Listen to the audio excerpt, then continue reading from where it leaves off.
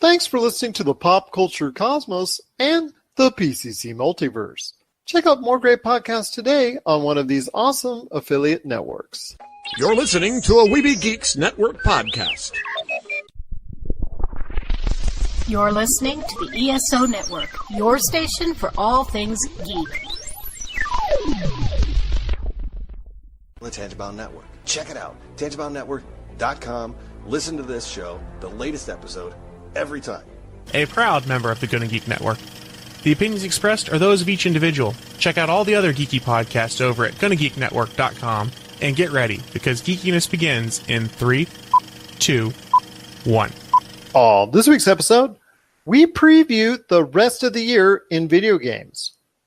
Do we prefer a new Terminator or Top Gun? And what advice can we give for your last-minute fantasy football draft?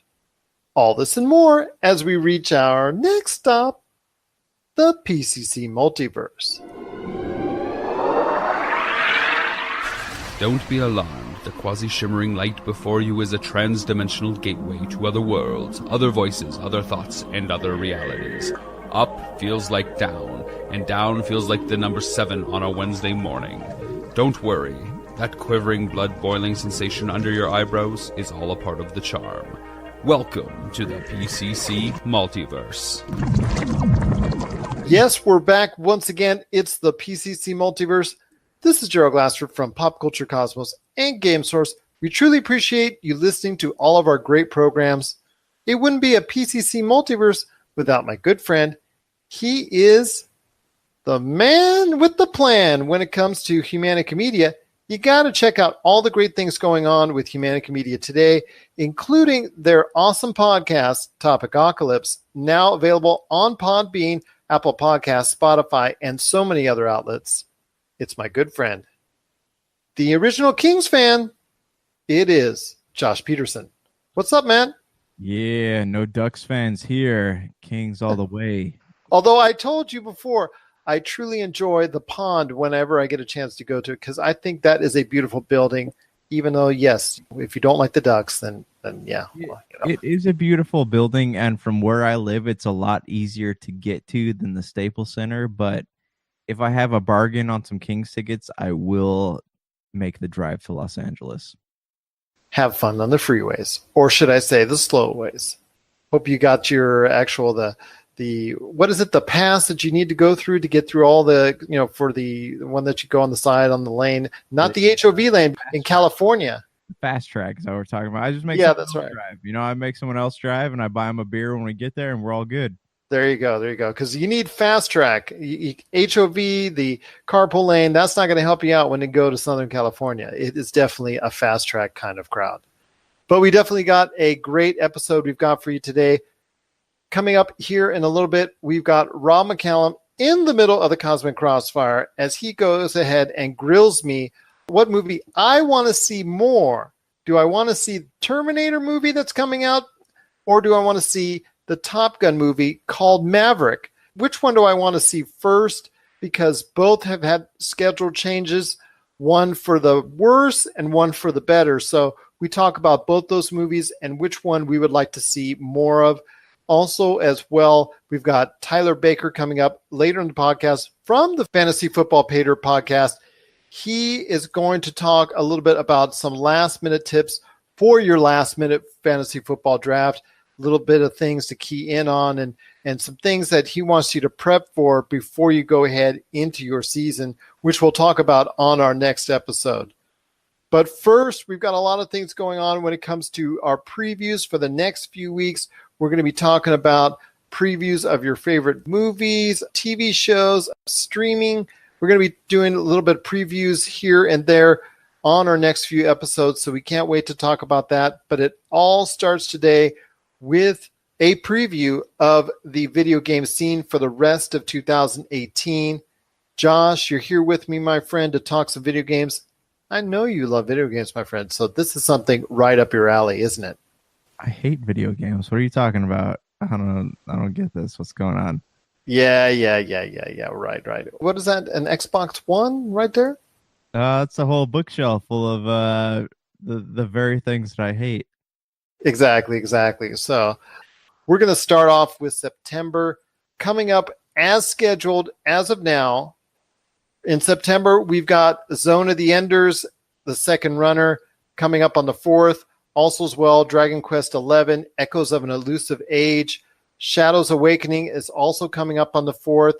Genesis Alpha 1, God Wars, The Complete Legend, and Destiny 2 Forsaken. They're all coming up on the 4th. You've got Yokai Watch, Blasters, Red Cat Corps, and White Dog Squad coming up on the 7th. NBA Live 19, that's also coming up on the 7th. And NASCAR Heat 3, which I know you have had a lot to deal with over the course of the past few months. We've actually sat down and broken down NASCAR Heat 3 to NASCAR Heat 2. And you've also have interviews with the developers as well on your Humanica Media YouTube page. That game is coming out on the 7th. And probably the most notable game on there, sorry, all respect to NBA 2K19 and NBA Live 19, which are also coming out that day. But Spider-Man, the exclusive for PlayStation 4, Insomniac's new game is coming out on the 7th as well. SNK Heroines, 9/7 as well. Tag Team Frenzy, Immortal Unchained. September 7th is going to be a huge day for video games with a whole ton of releases there. Then you got on the 11th, you've got V-Rally 4, Mercenaries Saga Chronicles. Those two games are coming out on the 11th. On the 14th, you've got Nintendo Labo, the vehicle kit, so you can go driving around and whatnot. Well, the best you can in cardboard, that is. NHL 19 comes out on the 14th. Black Clover, Quartet Knights, that's coming out on the 14th. And what we talked about on a previous episode, you want to check out one of our most recent episodes on Podbean, Apple Podcasts, Spotify, and all those podcast channels. On one of our most recent episodes, we went into detail on Shadow of the Tomb Raider, which also comes out on the 14th.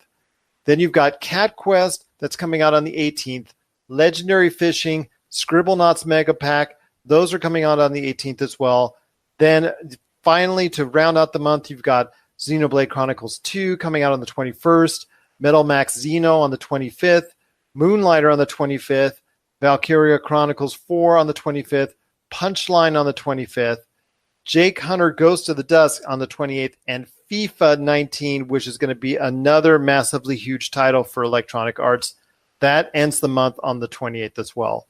So covering all that for you, my friend, on September, what titles seemingly stand out for you the most in a positive fashion that really could take the month of September and take it strong? What's a great question. All right, so I'm going to go down this list here and tell you what I have plans on playing and what I would like to play but probably won't play.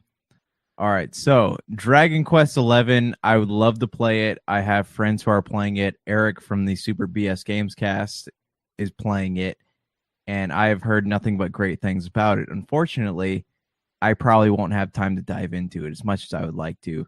First, going down the list, I have pre-ordered Spider-Man, and I am going to play it next week, and I am super excited about it. Oh, you pre-ordered it, huh? I did. Well, basically, I was in GameStop, and I was doing their used game sale, and they're like, hey, you want to pre-order anything? And I'm like, I'm probably going to pick this up anyway, so why not? So check out the comments he had on our last show if pre-ordering is still is dead. It's making me contradict myself. But yeah. Yes, I did. Yes, I did.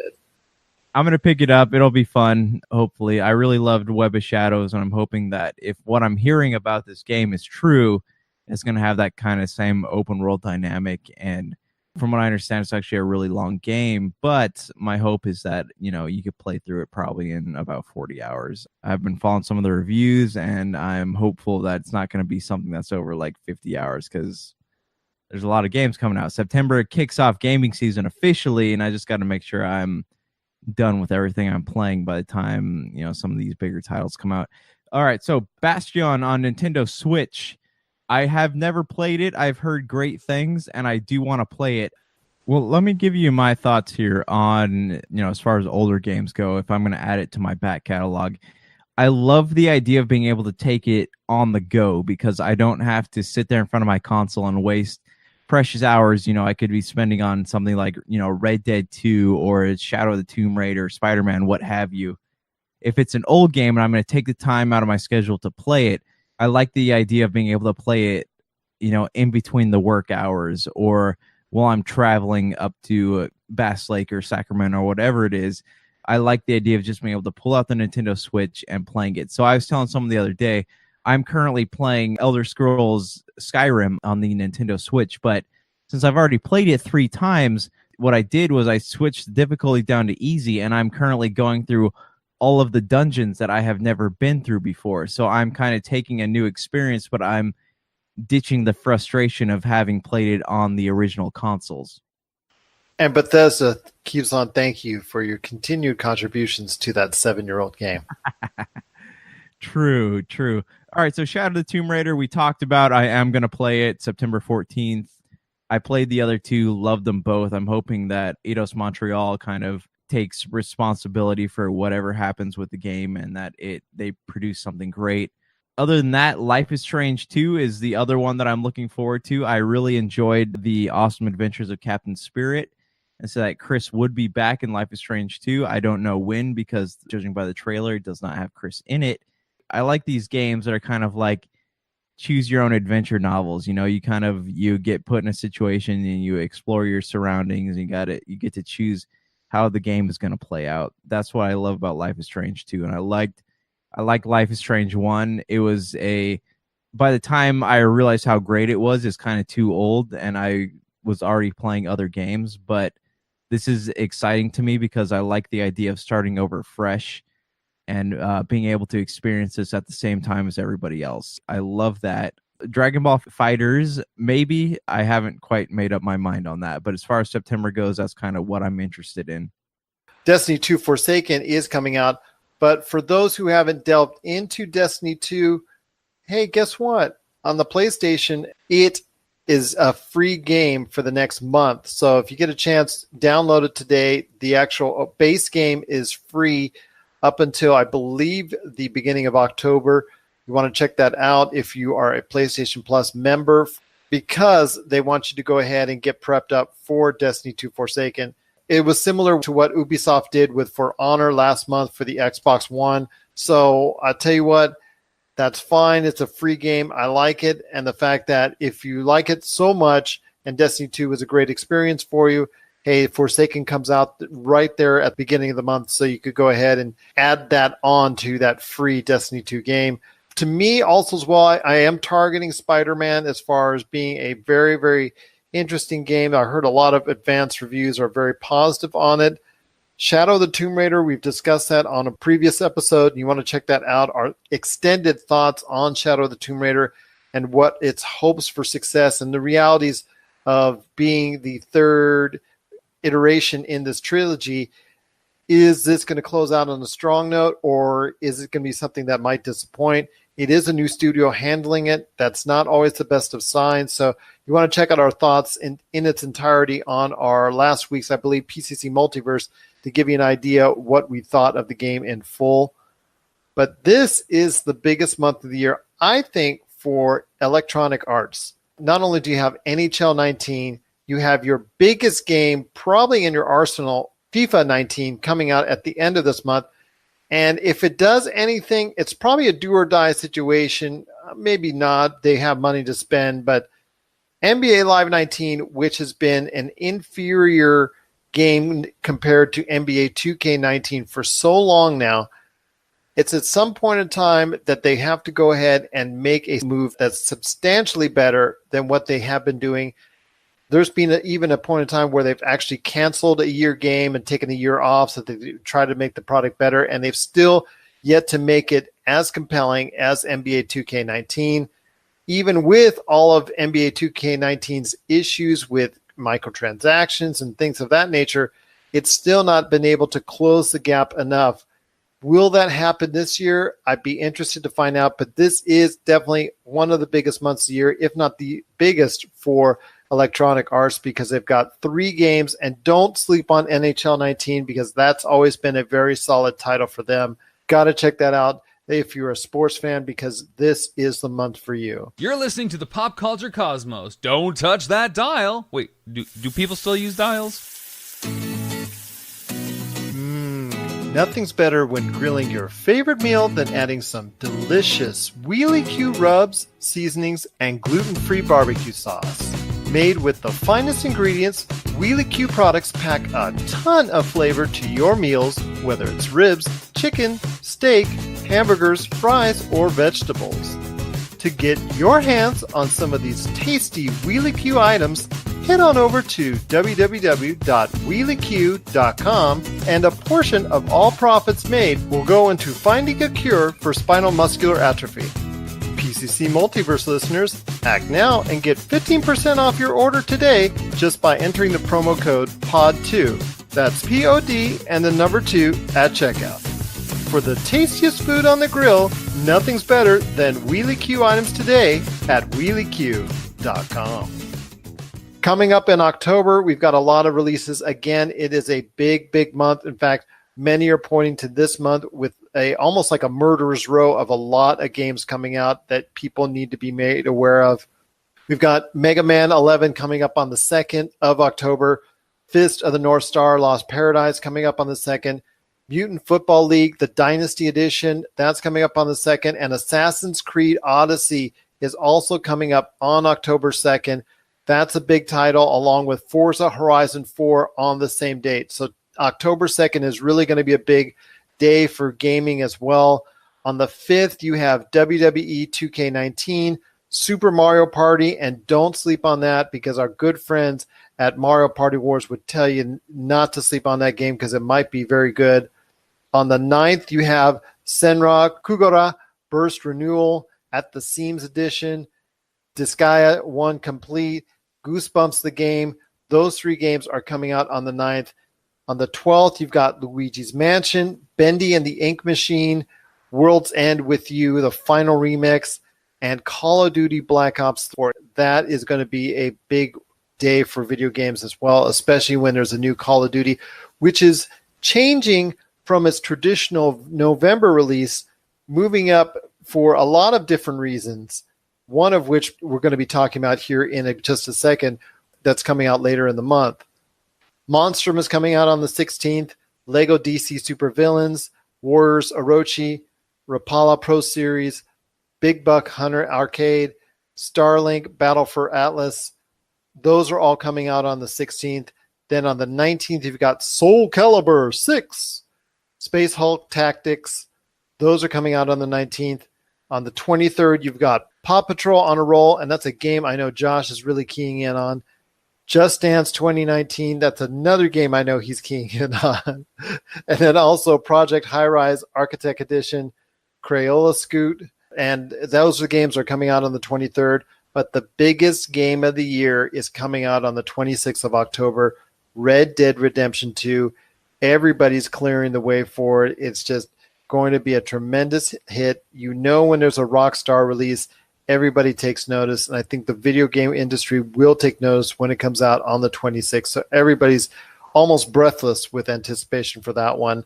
Also on the 26th, My Hero 1's Justice and Nero, Nothing Ever Remains Obscure. That's almost going to be like a trivia question. What games came out the same day as Red Dead Redemption 2? Everspace on the 30th, their Galactic Edition, Crystal Crisis, the Launch Edition, SNK 40th Anniversary Collection, Steven Universe, Save Light, and OKKQ, Let's Play Heroes. That's coming out on the 30th. Salt and Sanctuary, the Drowned Tome Edition, and Deathmark. That comes out on the 31st. Salt and Sanctuary comes out on the 30th. So it's a big month, my friend. Not as many huge releases once you get past it as far as in the first week. There's only a couple more huge releases that come out the rest of the month. But boy, those are going to be a couple big whoppers because you got Assassin's Creed coming out on the 2nd, of Forza Horizon 4, and WWE 2K19. They all come out within a few days of each other. Super Mario Party might be a surprise seller on the Switch. But after that, everybody's going to be keying in on the 12th with Call of Duty Black Ops 4 and what's going to go on with their Battle Royale mode and the ditching of the campaign. And of course, everyone's eyes are going to be on how good Rockstar's next game, Red Dead Redemption 2, is going to be. Your thoughts on October, man? It's going to shape up as something really, really something to remember for us gamers.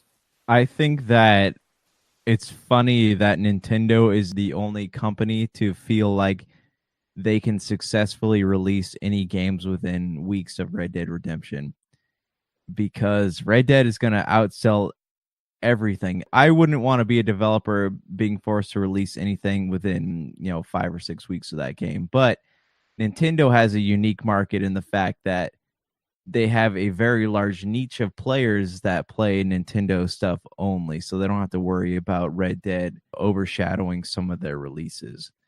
But go down the list here. Forza Horizon 4. So I am interested in playing this game, but I'm curious how this is going to work with, instead of the Drivatar functions that they had on the other Horizon games, how is it going to work with having real-time players in the game all the time? Is it like, because in the original Horizon 2, which I'm playing now, you can challenge a Drivatar to a race, but if you have real-time drivers, what's the trolling situation going to be like? Are they going to be constantly challenging you to races? How is that all going to work? And can you close the game off to people only, if you want only your friends to jump in your game, can you close the game off to only your friends? So that's something that's on my mind. I do love the idea of, having a live game kind of like Sea of Thieves.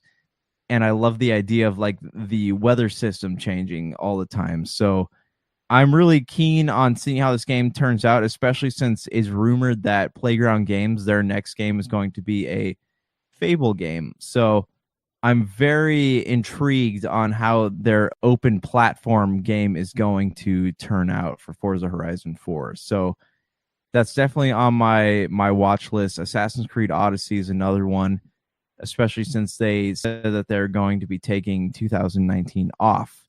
How is Odyssey going to turn out? And from what I understand, they're still making DLC for Origins. So are these games going to tie in? What's the DLC going to be like? How is that option of being able to choose what dialogue you're going to do?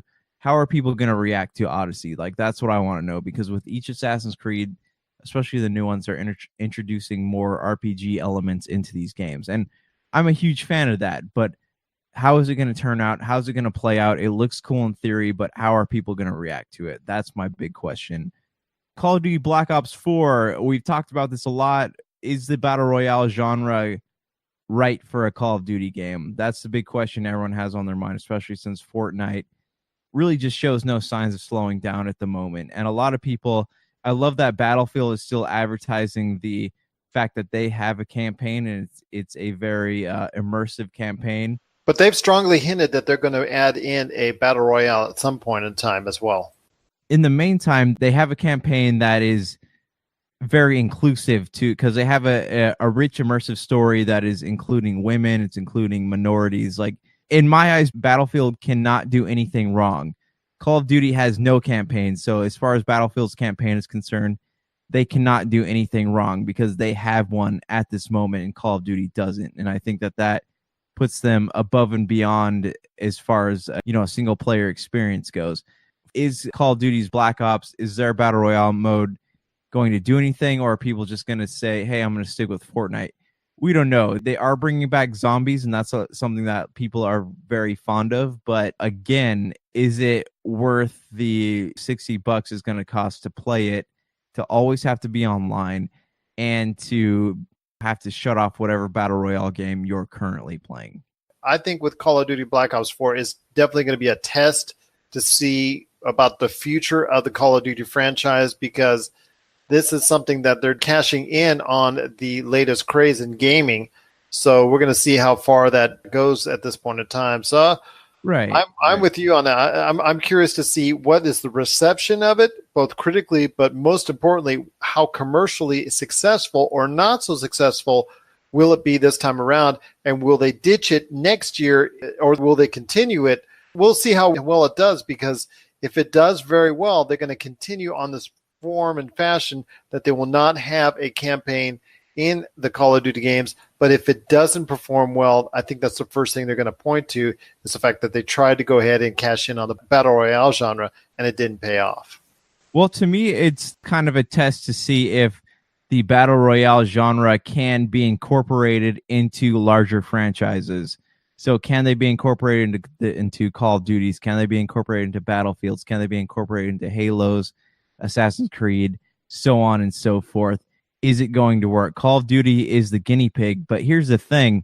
I think that a Battle Royale mode, to be on the scale that Fortnite or PUBG has, it's going to require a lot of memory, a lot of processing space, which in my opinion is probably why Call of Duty cut their minuscule campaign from this new game. But how's it going to work? How's the reaction going to be? If it's even close to mediocre, I can guarantee you players are not going to care about it, and they're just going to go back to Fortnite. So it's a test. They're the guinea pigs. If it fails, like, they're taking a huge financial risk with Black Ops 4. And if it fails, like, this could be the first Call of Duty game that sells significantly less than the other Call of Duty games. That's true, and that's definitely something we're going to keep an eye on right here at the Pop Culture Cosmos, that's for sure. And, of course, we've got Red Dead Redemption 2 coming out later that month, which I know you and I and the rest of the, I guess the gaming community is going to be keeping an eye on. And can they go ahead and strike, again, the success that they had, not only with the last Red Dead Redemption, which was a critical and also commercial success, but since then, they released Grand Theft Auto 5, and that's closing in on 100 million in sales. It's closing in quickly on 100 million shipped, but it will be at some point in time above 100 million in sales in and of itself. And while no one's expecting 100 million sales for Red Dead Redemption 2, there has still been a high bar set as far as where this game needs to go to be something that Rockstar can be proud of. Yeah, and I feel like Red Dead, it kind of goes without saying that the masses are going to play this game. You know, at this point, I don't really have much to say about it that I haven't said before, but the masses are going to play it. I'm going to play it. Is it going to live up to the expectations that gamers have? Who knows? But, you know, what they do have working for them is the fact that there aren't a lot of games made in the Western open world genre. Like, I think that they are actually the only franchise in that genre. So really all they have to worry about at this point is the idea of, can they live up to the original? And I'm not talking about Red Dead Revolver, but can they live up to the hype of the original Red Dead Redemption? And really, like, at this point, their competition is themselves. Very, very pointed words by Josh Peterson. Once again, we have been previewing the video game scene coming up for the rest of 2018. At the back end of the show, we're going to be talking about the months of November and December. We're definitely going to be delving into Battlefield a little bit more coming up later in the program. Coming up, though, here in a bit, right after the break, we've got our good friend Rob McCallum coming back in the middle of the Cosmic Crossfire. He's going to be talking about the new Terminator that's on the way and also the new Top Gun movie, and which do we want to see more. That's coming up right after the break. And later on, we've got Tyler Baker from the Fantasy Football Pater podcast. He's going to share his last-minute thoughts for those taking care of their picks in one of their final or their only draft that's coming up just in the nick of time, just before the season starts. He's going to be giving some last-minute tips for you out there, so check that out later in the program as well. This is the PCC Multiverse. Rob McCallum Films is back with a vengeance. Power of Grayskull, the definitive history of He-Man and the Masters of the Universe, which chronicles the ultimate 80s billion-dollar franchise, Masters of the Universe. See exclusive interviews and hear untold stories from the people responsible for creating the world of Eternia, a place full of magic and science, and learn about the craft of creating action figures and animation. Power of Grayskull is just one of our many projects at Rob McCallum Films.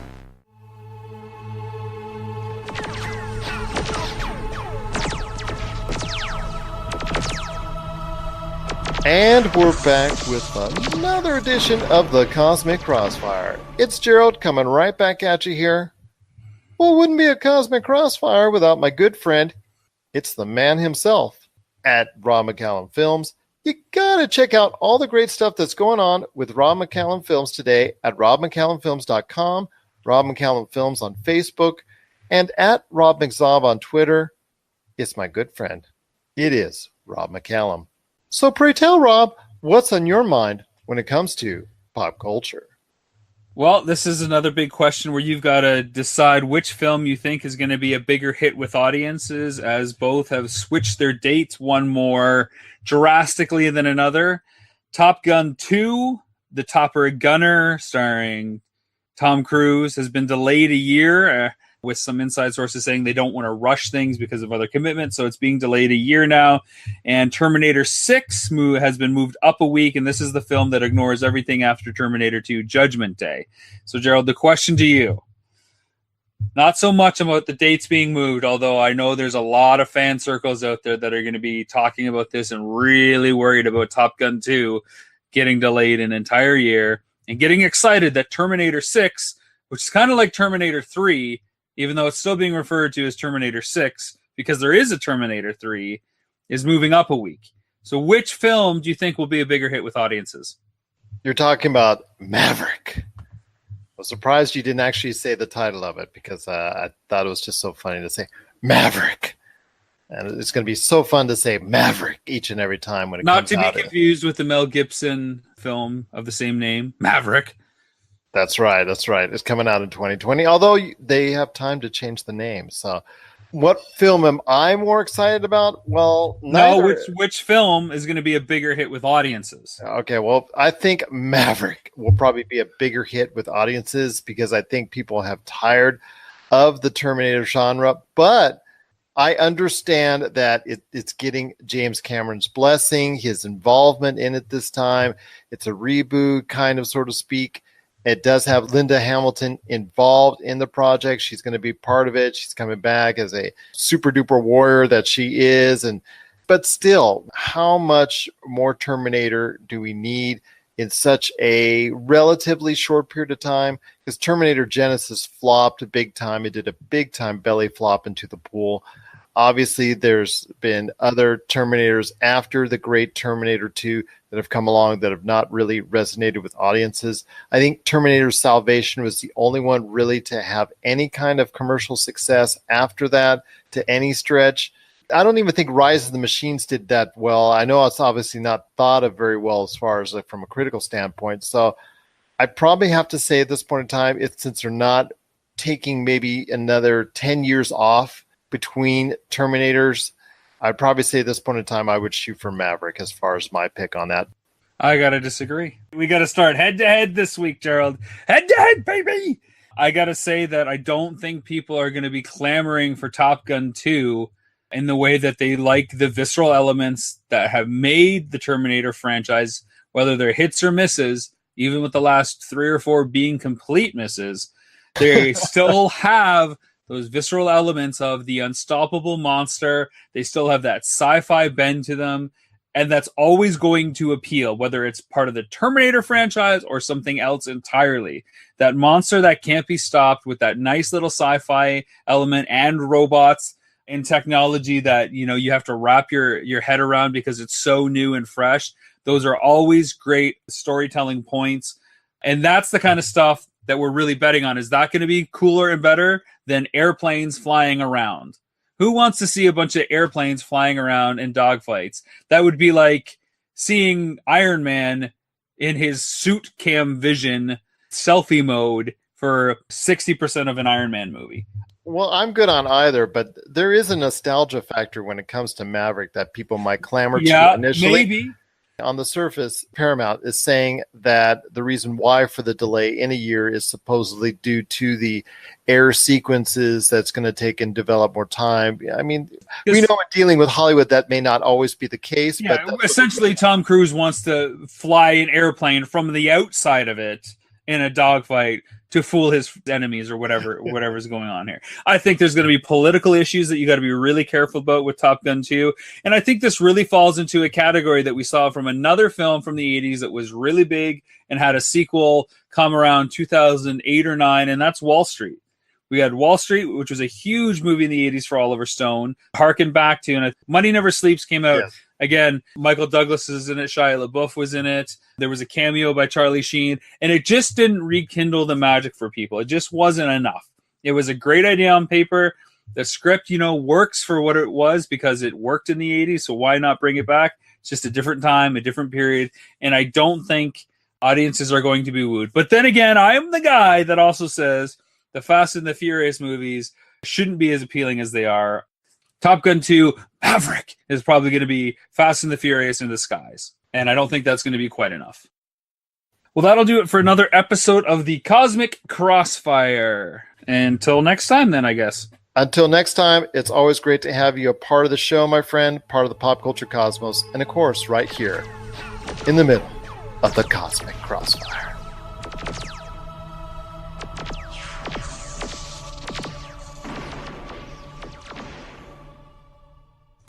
Get ready for Box Art, a gaming docuseries from Pyre Productions and Rob McCallum Films. If you love video games, chances are there's a box cover or cover image that you love and has stuck with you for decades. In our series, Box Art, we travel across North America to visit with the unknown illustrators and artists responsible for creating the most iconic gaming images of all time. What was once scheduled to be a 90-minute documentary is now a 6-episode season packed with unbelievable tales that paint a picture of the gaming industry you've never imagined. Just one of the many pop culture projects from Rob McCallum and Pyre Productions.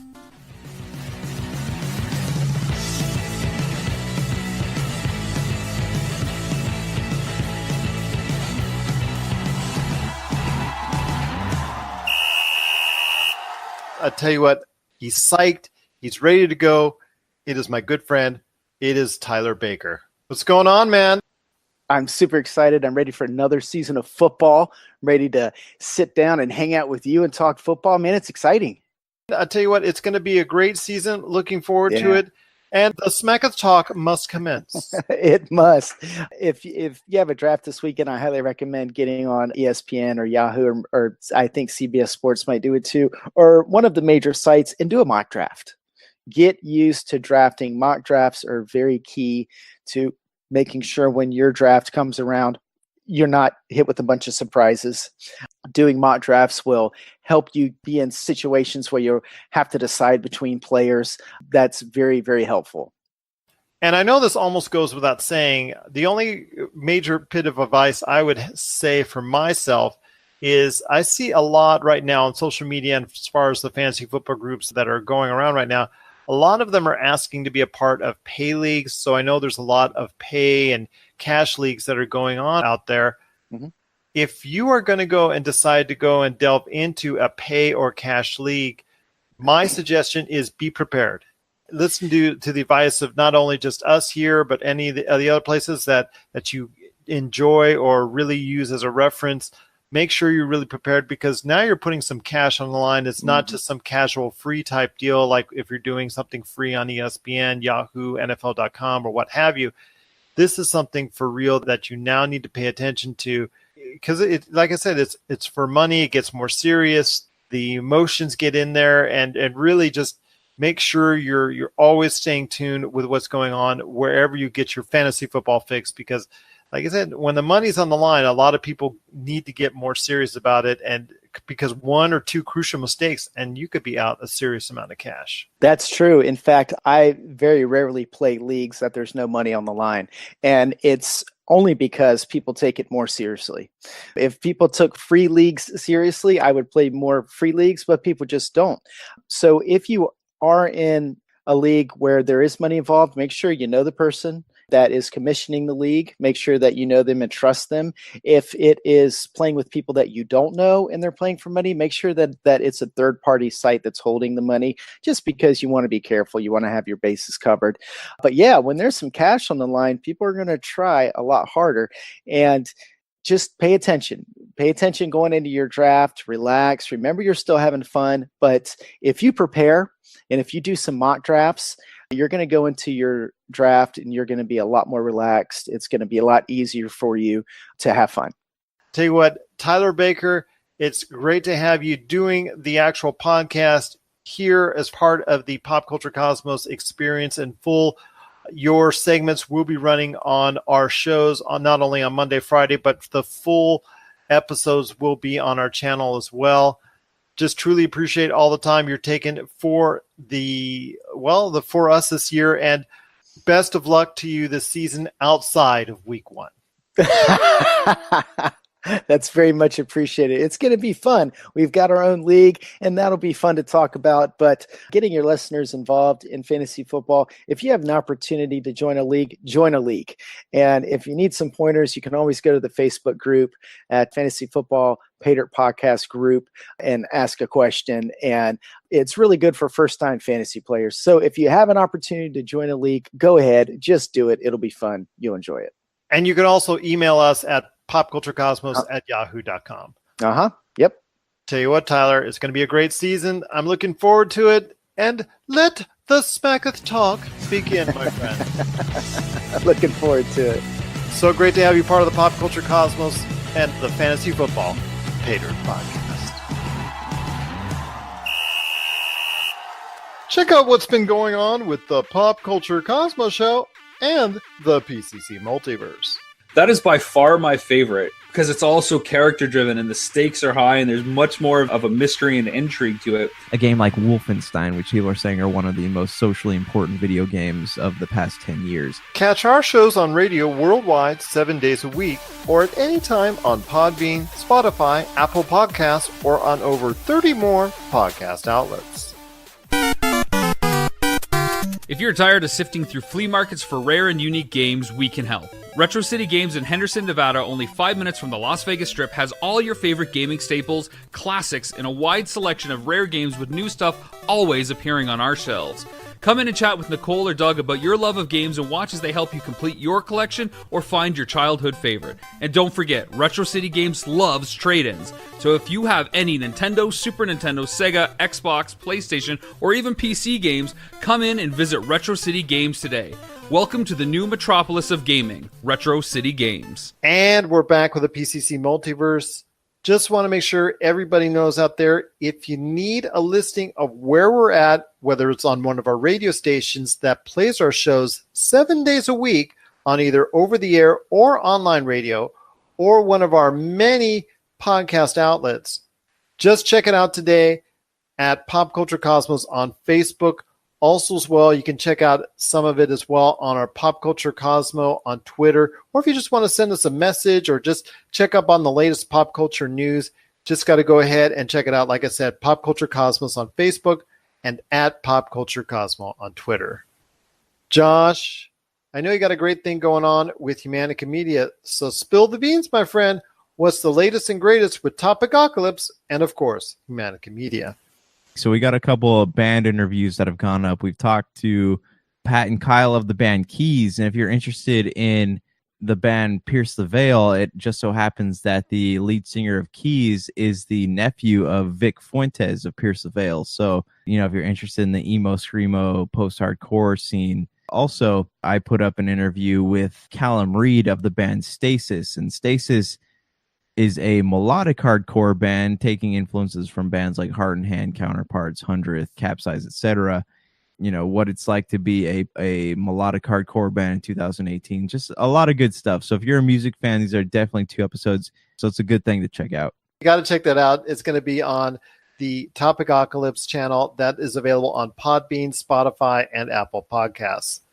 So we're continuing our preview for video games for the rest of 2018. It's been a great conversation so far. We've got a lot of great games that we've talked about already for the months of September and October. November is coming on the way, and there's still some stuff to talk about there because holiday sales start, of course. We've got Black Friday, Cyber Monday, all generating a huge amount of income. And I'll tell you what, right now, you've got a lot of great games that are still left on the plate for the rest of the year. Grip is coming out on 11/6. You've got Hitman 2, that's also coming out on November 9th.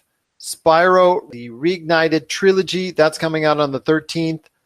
Fallout 76, another major entry in the Fallout series from Bethesda. This one's going to be more multiplayer-centric. That one is coming out on the 14th. And get this, what we talked about a little bit before at the beginning of the show, Battlefield 5 has been moved. That's coming out on the 16th. Just 2 days after Fallout 76. On the 16th, you've also got a great Pokemon game, Pokemon Let's Go Pikachu, Pokemon Let's Go Eevee. Those games are coming out 11/16/2018. Farming Simulator comes out on the 20th. Omen of Sorrow that comes out on the 27th, and Darksiders 3 also comes out on November 27th. Not as many titles coming out in November, but there's still a couple big titles to talk about. The one thing I don't want people to forget is the Pokemon games, the Let's Go Pikachu and Eevee games that are coming out. Those are games that should not be forgotten about because, like you were talking about with Nintendo base and the hardcore fans that they have, that's going to be a one that people need to key on, especially after the success of Pokemon Go. Yeah, I agree. It's going to be interesting to see how it goes. What the footage that I saw at E3 looked great, and just hearing people talk about it looks great. I think Nintendo was smart in basically they're making Pokemon Let's Go an experiment. You know, how are these mechanics going to work on a big console with the motion controls? I love the idea of fighting trainers, but when you fight Pokemon in the wild, it's either you capture them or you move on with your journey. So that's kind of cool. It kind of saves time. You know, we haven't really seen a lot of like the experience system, how that's going to work. So I'll be keen to see how that goes. But they're smart in the fact that they're releasing this kind of test game before they put out an actual entry in the franchise, which is expected to release in 2020. So good for them. I'm excited to see how it goes. I will play it personally. I think this is going to be something that's a nice follow-up to it. It's going to be something that a lot of people are looking forward to on the Switch. And the Pokemon series back for the Game Boys and DSs and whatnot, when they came out with Gold and Silver, Red and Blue, those really were solid sellers continuously for many, many, many months.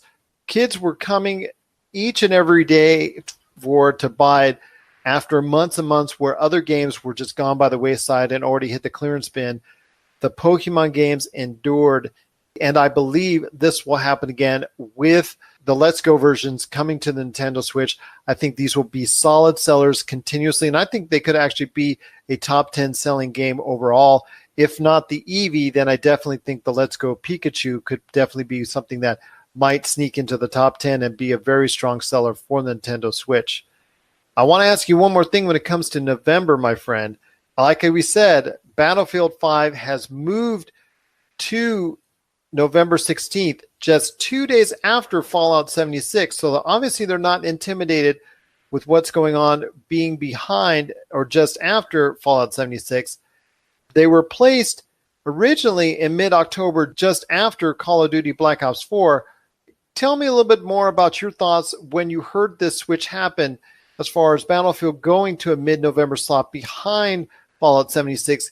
Do you think this is a targeted move, or do you think this is a development move because they needed a little bit more time to work on the game? I honestly don't think that Fallout 76 is going to be doing as well as everybody thinks that it is. It's going to be a fun game, but it's kind of a weird venture for Bethesda, as in the fact that Elder Scrolls Online was a very successful game, but Fallout 76 is a whole different beast in itself. It's going to be an interesting experiment in the fact that how are people going to react to it? Is it going to be something that really catches players? Are they going to get in there? Are they going to get tired of it really fast? Are they going to treat it like a true Bethesda game, like a true experience, like the Elder Scrolls or the other iterations in the Fallout series? Right. So according to, the studio heads at Bethesda, you can play Fallout 76 by yourself. There is value in the single player community, but it's one of those games where they really encourage you to play it with people. And anytime you bring people into a game, as I've discussed with Sea of Thieves, there is a huge potential for trolling. So Fallout 76 is not a natively single-player game, which is going to be interesting because how is that experience going to turn out? Is it going to be something that's fun to play by yourself? Do you have to play with friends? How is the community going to react? There's so many questions with Fallout 76 because there's so many variables that are unknown at this point.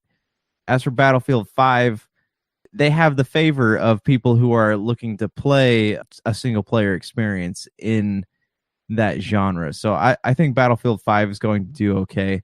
I think the idea is by giving people 2 weeks to play Red Dead Redemption, Battlefield's kind of in a prime position to kind of be that game, the next game, the next evolution of gaming season. So Who knows, man? I don't think Battlefield 5 is in any danger of not selling well, especially because Battlefield is one of those games that has consistently been on sale on Black Friday. But Fallout 76 is the one that people should be concerned about because it's the wild card here. Nobody really knows how to react to it. Nobody really knows what it's going to be like. I think the reviews coming out the gates are going to be rough, but it's also a game that Bethesda can tweak and moderate and fix as it goes along. We hit December now, and December is not going to be for a lack of titles. I remember back in the day, my friend, when December, pretty much outside of maybe a Nintendo release here and there, was pretty much given up for dead as far as a month is concerned. Now, there's some games that are listed on several websites as coming out possibly on the 31st. That's just a placeholder date, and I don't think any of those games are really coming out. So we're just going to focus on the 3 games that have definite dates earlier in the month that are going to capitalize still on the holiday season, and that is Override Mech City Brawl that's coming out on the 4th, Just Cause 4 from Square Enix that's also coming out on the 4th, and Super Smash Bros. Ultimate that's coming out on the 7th. I'm going to ask you, my friend, Just Cause 4 coming out on December 4th, I think it's really puzzling to me. I think that should have been a November or a spring release. I think that should have been delayed to the spring. I just don't think it's a strong enough title for it to stand up to every other one of these big, huge AAA games that are going to come out. I think it stands a lot like another Square Enix game in Shadow of the Tomb Raider, in that it might fall under the weight of all those heavy titles to come out. I think it actually, of the two, might actually garner less acclaim and less sales, even in the holiday season, than Shadow of the Tomb Raider, because I guess the lesser known property, also as well, the fact that it's just coming out at a time where I think only Nintendo games really have survived and thrived really to any extent. And then you have Super Smash Bros. Ultimate. That's something I thought that should have come out in November, just before the Black Friday season, because I thought that would be really great to have that game come out. That's going to come out, not only the game, like I said, but a bundle, if I'm not mistaken, is coming out that's going to include a Pro Controller as well. So that's something I think is long overdue for the system. I welcome it. I think it's going to do well, but I'm just puzzled, man, that Nintendo seems to love that first week of December sales instead of just trying to sneak it in on the last week of November, just before Thanksgiving type deal. Your thoughts on that, but also as well, Just Cause 4 coming out in December. Doesn't it seem very puzzling to you that this game is coming out, Just Cause 4, in early December, and something that should have come out maybe a little bit later in 2019? Yeah, I think Just Cause 4 is prime for a spring release date, but they have the quarterly profits. I think that was kind of important to Square at this point.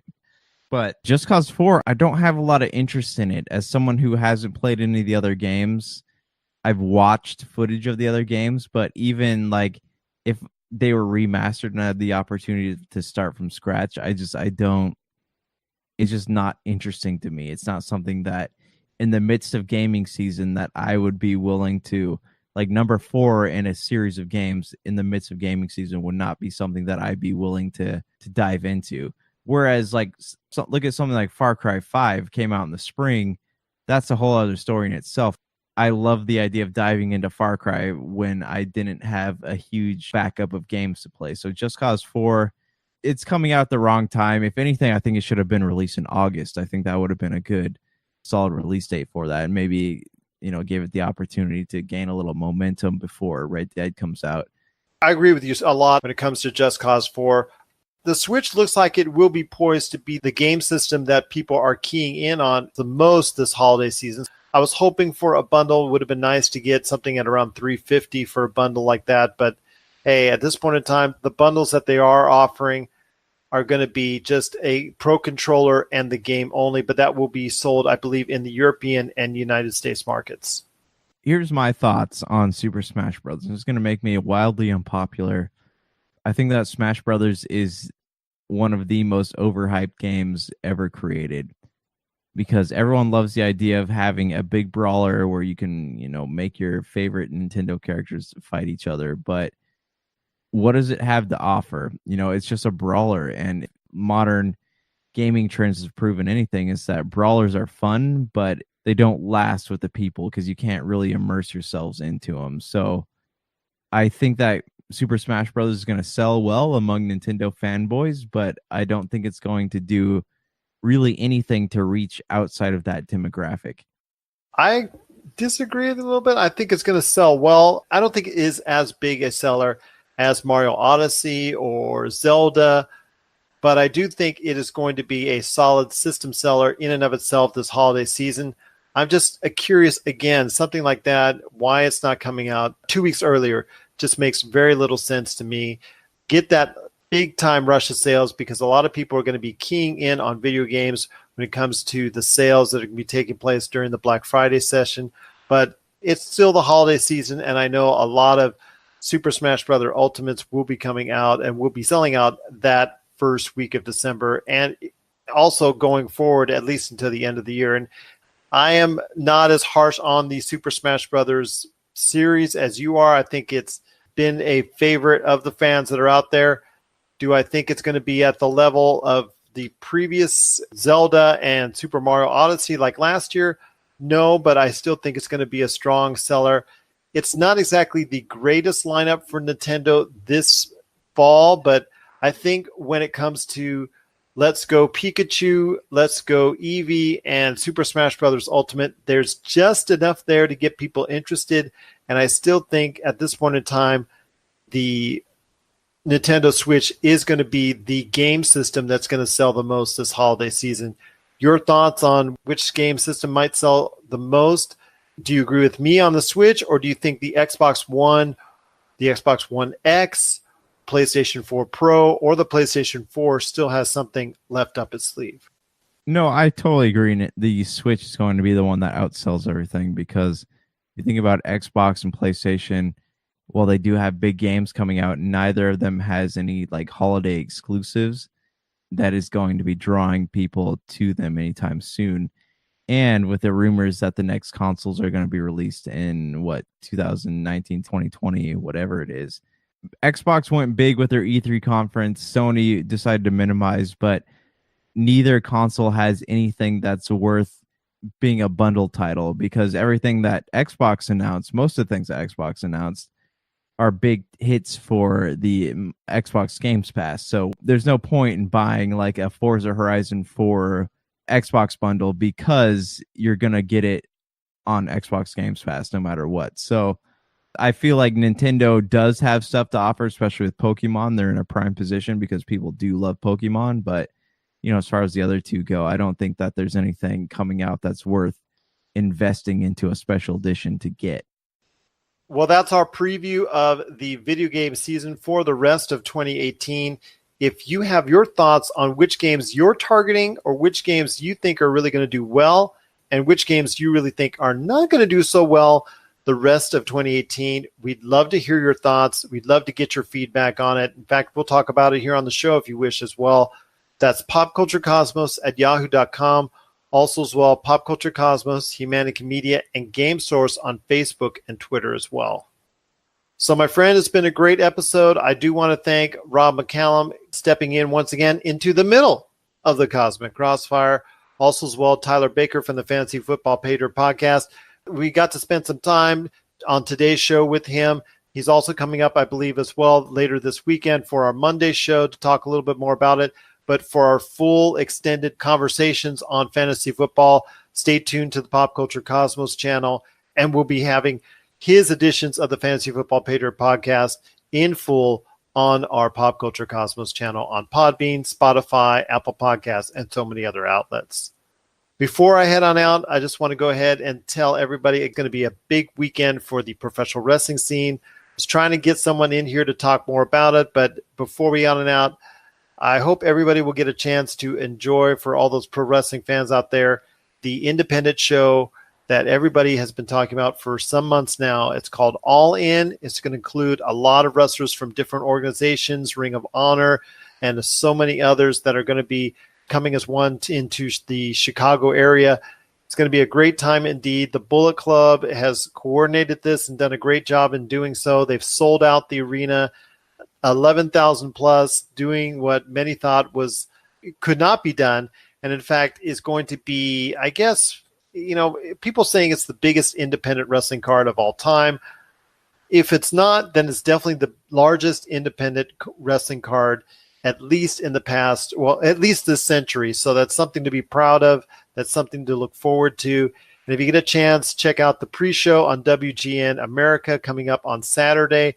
And then also as well, check out, if you're really interested, it's a $40 pay-per-view. So you check that out as well. I'm sure it will live up to all expectations. And here's hoping that it's going to be a big success for all wrestling fans, because I know definitely that a lot of wrestling fans are looking forward to it. So for Josh Peterson, this is Gerald Glassford. It's another beautiful day in paradise right here in the PCC Multiverse. We thank you for listening. And here's hoping you have yourself a great day.